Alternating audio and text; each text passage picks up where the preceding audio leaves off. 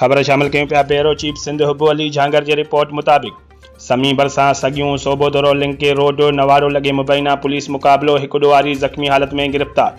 उन सिलसिले में पुलिस चौकी इंचार्ज शाहिद खुश्क प्रेस कॉन्फ्रेंस कंदे चयो त गुज़िरियल राति देर सां गश्त ते हिकु इतला मिलियो नवारो लॻे पुल वटि 4 हथियारबंद ॾोह जे इरादे सां बीठल आहिनि।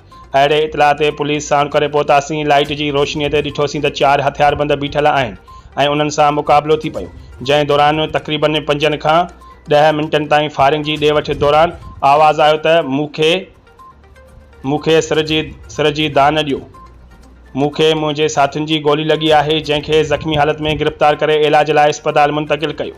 हुन चयो त ॾोहारीअ जी सुञाणप नौशरो फिरोज़ ज़िले जे रहवासी एजाज़ उर्फ़ ऐजू हतार तौर थी आहे, जेको खैरपुर ऐं नौशरो फिरोज़ ज़िलनि जे मुख़्तलिफ़ केसनि में घुर्बल आहे, जॾहिं त बाक़ी संदसि 3 साथी ॾोहारी ऊंदाहीअ जो फ़ाइदो वठी फरार थी विया। वधीक जांच कई पई वञे।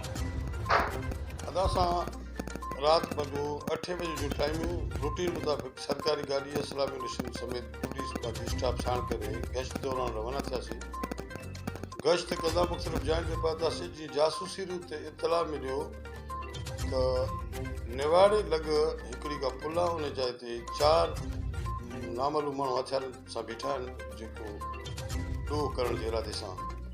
जीअं फ़ोन आई त मां पंहिंजे स्टाफ खे आगाह कई त अॻियो फ़ोन आई आहे ऐं पंहिंजो इंफॉर्मेशन मिली आहे त अॻियो माण्हू अनासिर बीठा आहिनि ऐं ॾोह जे इरादे सां बीठा आहिनि। जीअं असां उन जाइ वारदात ते पहुतासीं, लाइटुनि जी रोशनी ते ॾिठोसीं त 4 माण्हू हथियारनि सां बीठा आहिनि, जो मां पंहिंजे स्टाफ खे आगाह कई। यकदम गाॾियुनि मां लही असां जीअं रवाना थियासीं हिननि ॾे त हिननि असां ते सिधी फायरिंग कई, जेका असां बि लही करे हुननि ते फायर कया।